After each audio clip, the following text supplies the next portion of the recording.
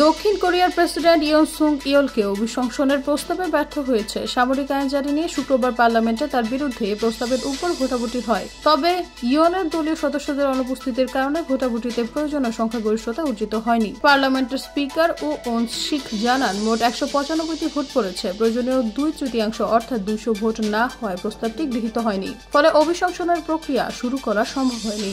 এর আগে সামরিক আইন জারির ঘোষণায় দেশ জুড়ে বিতর্ক সমালোচনার মুখে জাতির উদ্দেশ্যে ক্ষমা চান প্রেসিডেন্ট ইয়ন সুক ইয়ল। টেলিভিশন ভাষণে তিনি বলেন, প্রেসিডেন্ট হিসেবে আমি এই সিদ্ধান্ত নিতে বাধ্য হয়েছিলাম, তবে তা জনগণের মাঝে উদ্বেগ সৃষ্টি করেছে, তাদের অসুবিধায় ফেলেছে। এই জন্য আমি গভীর দুঃখ প্রকাশ করছি এবং ক্ষমা প্রার্থী।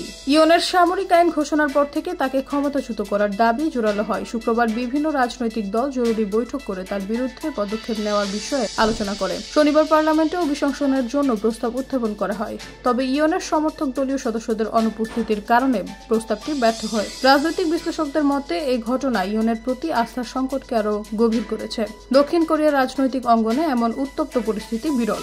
সরকার বিরোধী দলগুলো এখনো প্রেসিডেন্টের পদত্যাগের দাবিতে আন্দোলন চালিয়ে যাচ্ছে। পরিস্থিতি সামাল দিতে ইয়নকে আরও রাজনৈতিক চাপ মোকাবেলা করতে হবে বলে ধারণা করা হচ্ছে।